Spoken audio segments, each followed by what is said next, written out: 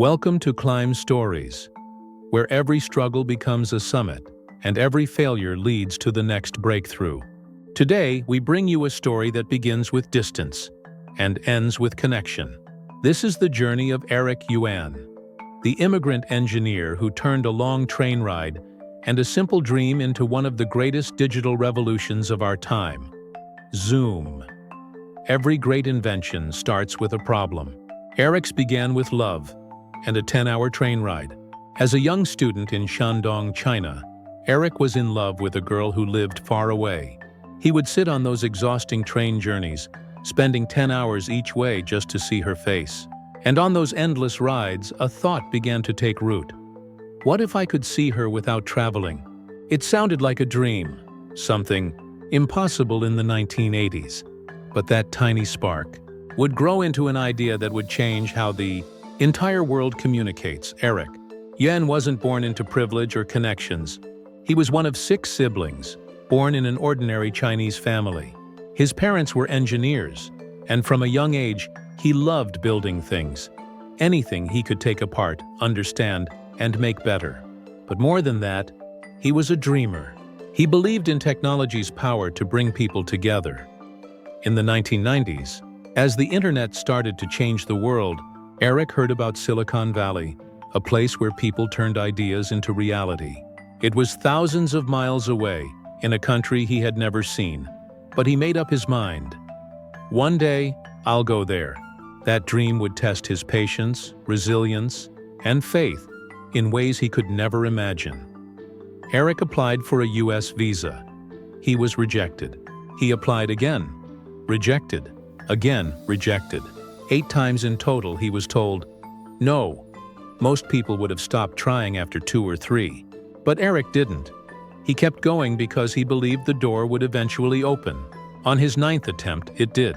He finally got his US visa and landed in California in 1997, speaking little English, carrying little money, but holding a vision too big to ignore. He joined a small company called WebEx, which was trying to make online meetings possible. The internet was still slow, video communication was unreliable, but Eric had passion and technical brilliance. He worked long nights, writing code, fixing bugs, and improving the product. WebEx became successful and was later acquired by Cisco Systems. Eric climbed the ranks and became the vice president of engineering at Cisco. For many, this would have been the end of the story: a comfortable job, good salary, and a prestigious title. But for Eric, something was missing. The product wasn't solving the problem he cared most about: connection. Users complained about slow calls, frozen screens, poor audio. He knew video meetings could be smoother, simpler, and more human. When he pitched this vision to Cisco executives, they weren't interested. They told him the market was saturated, that no one needed a new platform. But Eric believed the world was changing. He believed one day everyone, from classrooms to boardrooms, would connect online, face to face. And so in 2011, he made a decision that would define his life. He left Cisco and started building his own company. He named it Zoom. Leaving a secure job for an idea most people didn't believe in was terrifying. Eric had no investors at first, no brand recognition, and a team of just a few engineers. They worked day and night from a small office, writing the first lines of code that would power Zoom.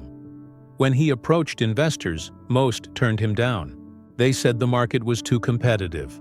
Skype, Google, and WebEx already existed. Why would anyone need another meeting app? They asked. Eric didn't argue.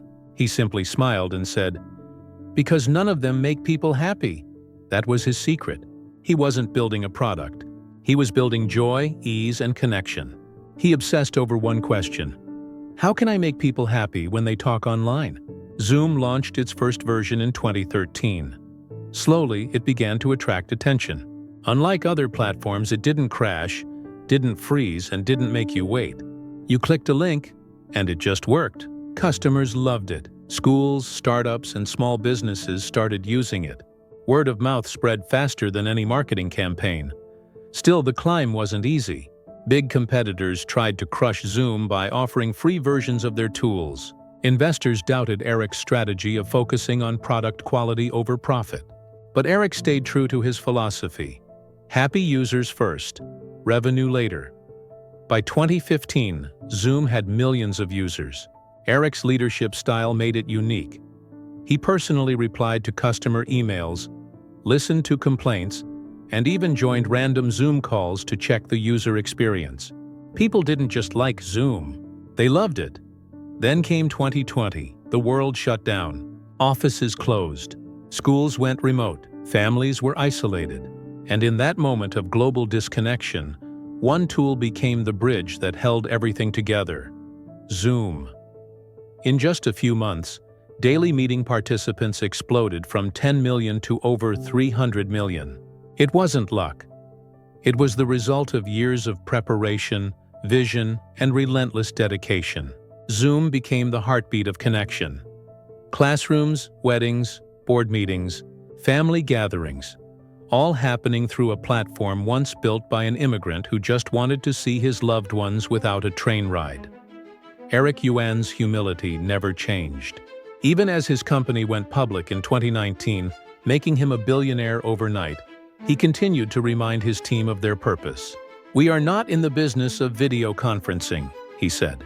"We are in the business of happiness." His story isn't just about technology. It's about vision, patience, and the courage to keep believing when the world says no. When he was a student, people told him his dream was impossible. When he was an engineer, his company told him it wasn't necessary. When he was a founder, investors told him it wasn't profitable. But through it all, Eric Yuan never stopped climbing. He faced 9 rejections before entering the US, countless setbacks building Zoom, and fierce competition from tech giants. But he believed in something deeper, that the purpose of technology is to bring people closer. Today, Zoom is a global giant. It powers remote work, education, healthcare, and even friendships across continents. It connects presidents and grandparents, teachers and toddlers, entrepreneurs and dreamers, all through one man's belief that distance should never mean disconnection. The story of Zoom isn't about luck. It's about perseverance, empathy, and relentless innovation. It's about an immigrant who turned rejection into resilience, isolation into opportunity, and an idea into a movement. Eric Yuan proved that success doesn't come from privilege. It comes from passion. It comes from refusing to give up, from chasing your vision even when nobody else can see it. When asked about the secret to his success, Eric once said, "I want to make people happy. If I can make people happy, I can succeed." And that's exactly what he did. His story reminds us that the world's greatest inventions are born not from greed or ambition, but from human connection, from the desire to make life better for others. At Climb Stories, we share tales of dreamers like Eric Yuan, people who started from nothing but belief, who kept climbing when the path was steep, who built something that made the world a little smaller and a lot more connected. So, if you've ever felt that your dream is too far away, that your ideas are too small, or that rejection means it's over, remember Eric Yuan. Remember that sometimes 9 rejections are just 9 reminders that the 10th try will change everything. Every climb begins with one step. Every connection begins with one dream. This is your reminder. No mountain is too high, no distance too far, when your purpose is strong enough. Because just like Eric Yuan and Zoom, your idea, your dream, could be the one that brings people together and changes the world. If you believe in stories of resilience, vision, and unstoppable determination, don't forget to subscribe to Climb Stories. Here, every week, we celebrate the dreamers, the risk-takers, and the relentless climbers who turn their what-if into what is. Keep believing, keep building, keep climbing, because every story, including yours, is a climb worth taking.